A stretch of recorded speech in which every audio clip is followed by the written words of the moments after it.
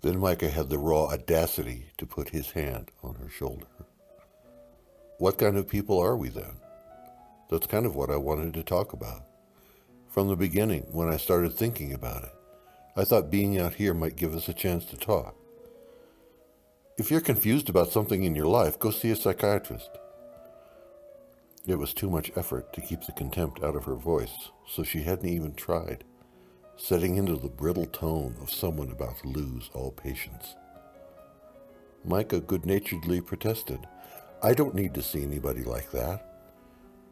You're the expert on what this is all about, what it's been all about since the start, what you wanted that you didn't feel I was delivering. You are destroying this cruise experience for me by coming up here and bothering me. Would you have rather come alone? He'd paused briefly to make sure she was paying attention. Or would John Fletcher have been a better fit? The wave of rage that had passed through Magda's body had dovetailed nicely with her sense of disbelief. How on earth did he find out about that? Why are you talking about him? That was all a long time ago, and you know it. That's what I've been wondering. How long ago? How much you still think you are out of your mind? Micah started his quiet confession without looking at her, still bent at almost an acute angle, still unsteady, still dependent on the rail.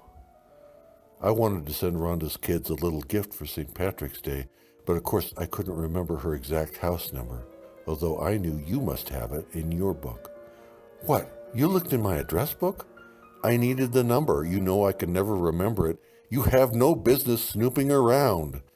Not only do you have John Fletcher's home address, which you crossed out and updated, you've got his phone number.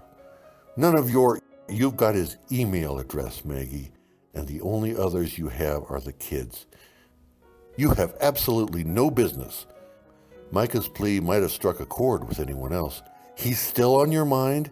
Can that be true? For the love of God, that was 40 years ago, and he was a gold-plated asshole to boot. Stop it. You have no right going near anything that belongs to me. The whole house belongs to me, Maggie. You've never worked a day in your life. Dead drunk, Magna thought. He found all of this at the bottom of a bottle. She'd suddenly found him gazing at her, steadfast and disappointed. You still keep in touch with him, don't you? The hot lover boy that got away. Of course I don't. He's a married man, sweetheart. Don't call me that. I've never been your sweetheart. There'd been enough sneering venom in that reply to knock him out, but against all odds, he'd kept going. You know that Fletcher. He's got the brains God gave a turnip. He makes maybe half of what I make. Honestly, from what I hear, he doesn't have two nickels to rub together, and yet still you dream. Still you dream. I have given you this life. I have. Not him. I've given you this life, those clothes, this boat we're standing on, so you can understand how I can really be confused. Shut up. I came up here to be myself. You have no right. Is it really possible, though? Really possible? Really possible? That you've spent the last 40 years thinking that you married the wrong person? The words might have been phrased as a challenge, but it was so very, very far from being a challenge. His plaintive face, his sad body language, always reminding her so much of Stan Laurel, a sad little man, destined always to lose at life.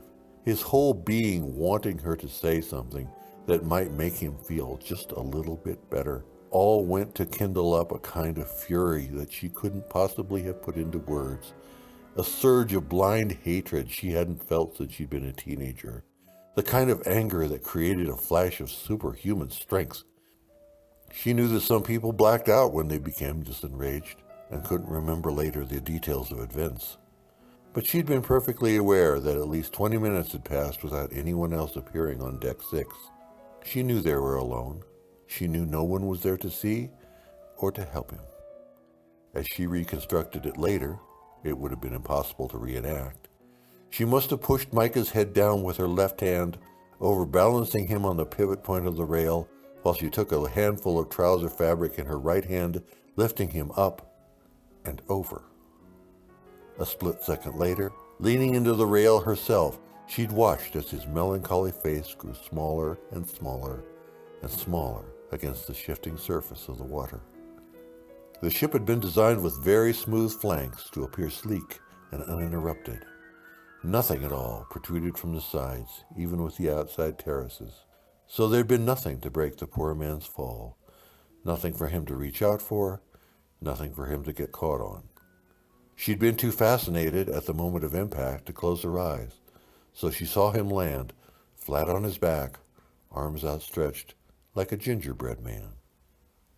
Later, that would be the only memory she would need to convince herself that he was dead as soon as he hit the water.